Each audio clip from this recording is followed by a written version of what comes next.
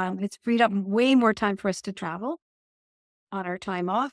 It's allowed us to just experience life in a different perspective and taking away some of the burdens of the home ownership. I promised you that we would have part two with Carrie Maxey. And today we get to really delve in a little deeper into the mindset and what she's been able to accomplish with her family in making a move from Canada to the US. So, Carrie, welcome back. Hi, Sally. Thank you so much for having me. I can't wait to get this started. So, let's just jump in. Okay. So, now I know, because you're my niece, that you and Jake have just sold your beautiful big property in the country with all of not only your beautiful home, the acreages, but also these big workshops that you had. And that you sold almost everything. Mhm. Tell us how that felt to just take everything that you worked so hard for the number of years that you've been working together on this project and just let it all go.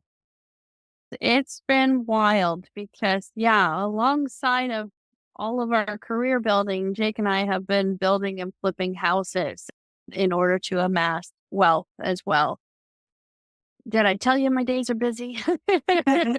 Because they are, we are definitely, Jake and I are definitely a good pair. And yeah, we are always working on something. So we We bought and sold one, 2 well, this was only our 3rd home. So our first home, we bought, we renoed, we built a shop, we sold, got into our second one, same thing, older home, bought, renoed, built another shop, sold, and then got into our latest one, and we thought it was gonna be our quote unquote "forever home." Acreage, as you said, 10 acres.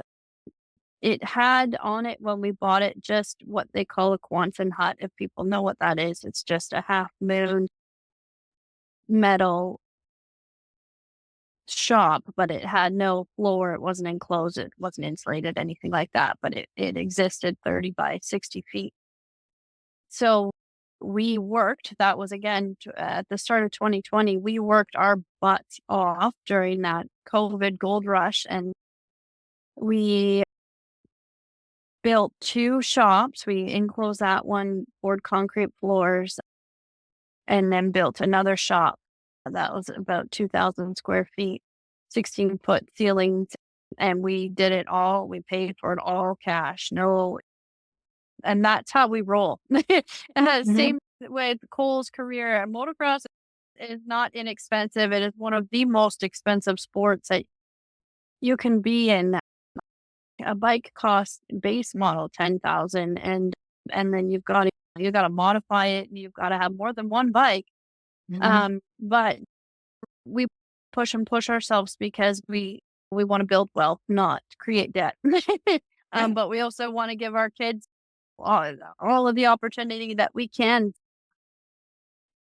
Anyways, we we worked really hard, and we put a lot of money into that property, and we built it to be our home forever. And then here we are. And so, yeah, we in this process, we've had to take the equity. We needed to sell the property to get the equity out of it, and in order to make this move. And it made financial sense because of everything that's happening here in Canada and Ontario versus what's going on in Florida. The economy down there is quite different. To take the money that we have been able to build here and invest it into a business and a life down there is a no-brainer. But yeah, it's been tough. It's to take everything we've ever had and sell it has been a lot more emotional than we knew it would be emotional, but we didn't know it would be quite as emotional as it was. Jake had quite a Jake is much more connected to material things than I am. And he had an antique car, 78 Camaro. Yeah. And he has a lot of equipment, a lot of which we still own because we need it to operate, but tools and all of these things. So yeah, it was a challenge for him, but he did it. He pushed through, and we did it in stages. We went through before we listed the house and we sold a lot of stuff. And then while the house was on market, we went through again and pared down again and sold a lot of stuff. Then the house sold. So we went through again and pared down. And then the final move. So then that was the final, wow, let's just get rid of everything that's left. um, so we did. We've got one tiny little storage unit, just a 10 by 15 foot, and it mostly just has some photos and some memories like that, but no furniture, no hardly any tools, just the essentials.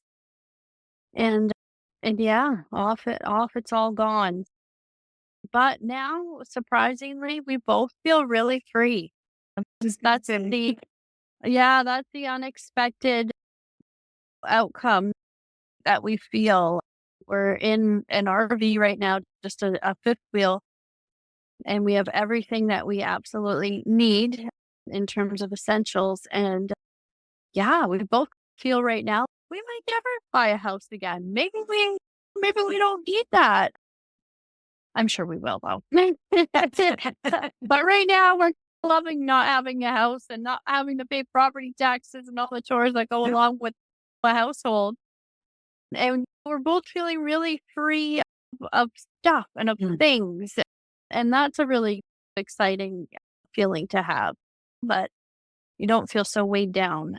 It's a lot easier to make change and make moves when you don't have so many roots. Almost. Yeah. It is. Kevin and I are going through the same thing right now. It's about everything. We have just a small, big steel box back in British Columbia, and we're out in Montreal. But we're Airbnb right now. We've been Airbnb since, and it feels really free to just be in a different stage because as we flip homes and quite a few in our lifetime. And so we're always been in the move and we're always used to making something beautiful and then taking our things, getting rid of most of it and moving to the next one.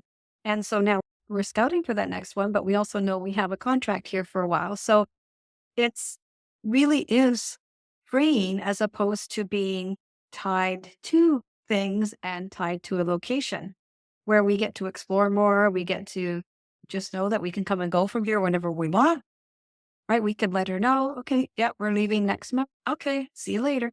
But she's been so great because we've been able to extend. We were only supposed to be here at this particular place, we moved in May. We were supposed to be here for 7 weeks and we moved in on May 4th. So it is now almost the date is September 23rd. And we're a little still more than there. 7 weeks. And we're planning to be here till at least December 20th.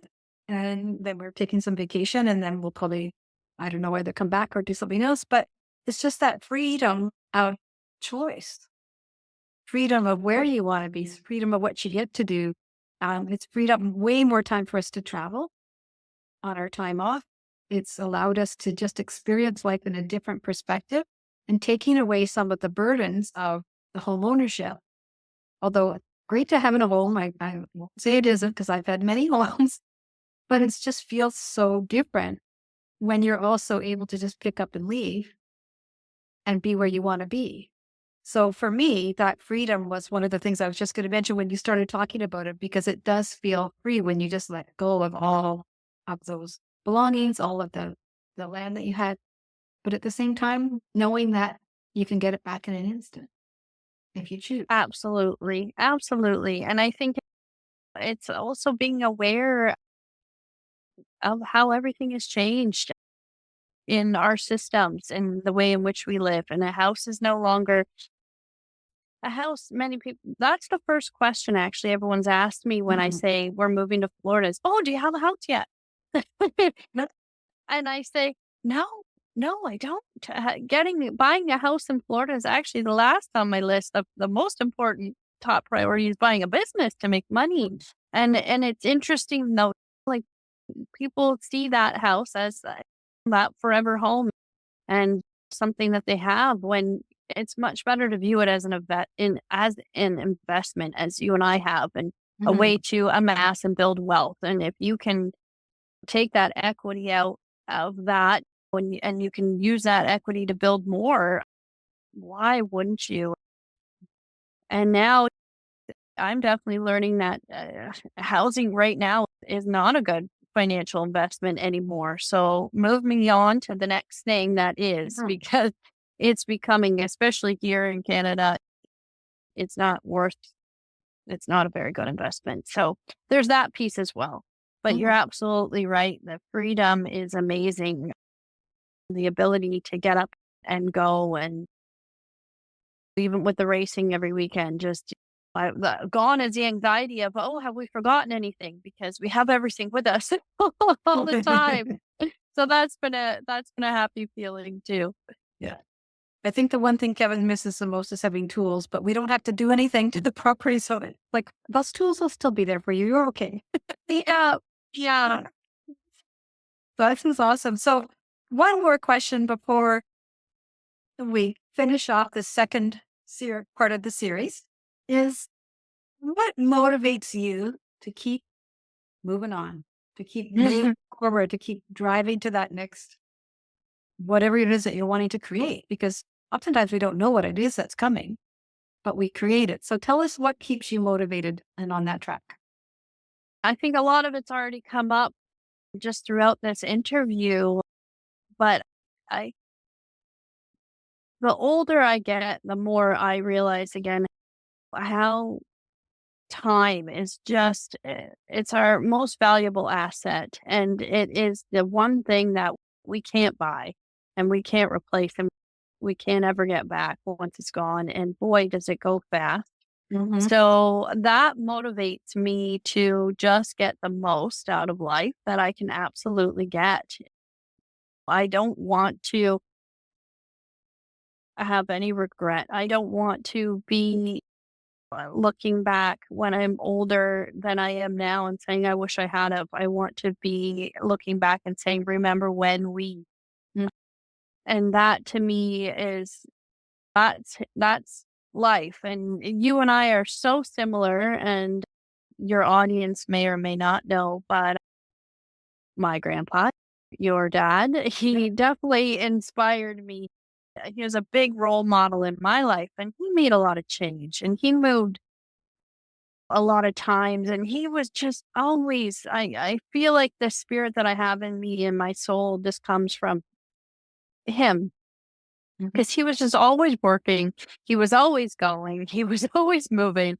He was him and grandma, they were just always doing stuff, and they just always seemed to be so happy and fulfilled. And so I feel my best and the happiest when I am contributing and just enjoying life to the fullest. So that's what keeps me motivated. That's what keeps me going.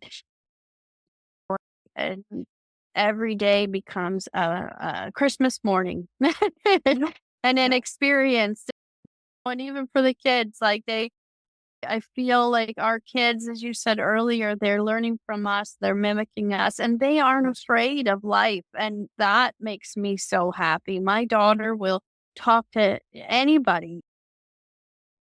She just started a new school last week, and when I picked her up at the end of the day, I'm not exaggerating. There was literally 4, 5, 6 kids chasing her. Bye, Brooke. Bye, Brooke. See you tomorrow, Brooke, and hanging Uh-huh. out the bus window, waving bye. And she was just, she's, Mom, I'm the popular girl. She's not afraid of anyone or anything. And that's going to serve her well through life. And same with Cole. Cole has friends everywhere. He Mm. knows more people than we do. We meet parents because of Cole, knowing them. And he'll have a conversation with anyone of any age at any time for Mm. a long time. And so I think it motivates me to show them that we don't need to be scared, and we don't need to settle, and we don't need to, as you said, live our entire lives within 7 miles of where we were born. Mm. Mm. Yeah. Exactly. Let's get out there and meet people worldwide and just get the most out of life. Hmm. Yeah, I love that story about Brooke because she is full of energy, and I love watching all the videos that you post of her and you're on your travels and seeing what she's doing. And the latest one was jumping off a cliff into the water, but everybody encouraging her to do that. She just trusted and just did it. And that's because of both you and Jake letting her know that there's no fear in trying something. And so really proud for how you've created your lifestyle, how you and Jake have created your businesses and your family, and really looking forward to hearing more about your adventures as you're going down to Florida. And I'm sure that we'll come and visit you there. Yes. It's so much fun. I can't wait. Yes. But when we're talking back to Grandpa, my dad, did you ever see him when he was unhappy? Did you ever see him where he wasn't just grateful for everything that he had in his life and the people that he had? That was something that it he was- carried with him. Yes, and he actually taught me. He used to, yeah, I remember he said to me, why would he ever watch anything sad? He was always watching happy old movies, right? That was his favorite pastime to watch Yeah. older movies and musicals and whatnot. And he would say, why would I watch anything sad when I can choose to watch happy things and feel happy? And he said that all the time about people who were unhappy and who were argumentative and who were negative. Why would you be that way? Why would you choose to be so unhappy? He always chose happy, and he found a way to persevere. I can't imagine the stuff that he went through when he was a teenager. That's what I was telling Cole the other day. Everything that he had overcome at such a young age and was still able to bring his family from England to Canada. He was a young family at that time and chose to come to a life that was uncertain. I was paralleling that for Cole and our move coming up. And if Gigi could do it, then why the heck couldn't we? It's a heck of a lot easier what we're doing than what he Exactly. did. Yeah. He went So through a lot yeah, of things in his youth that we would never want for us, ourselves or our children, right? Growing up in a boarding school because he was from a wealthy family. And he used to always talk to me about how it was just horrible. They made them have cold showers every day. yeah, And he didn't yeah. have any of his brothers or sisters, of which he had quite a few. And it was very lonely.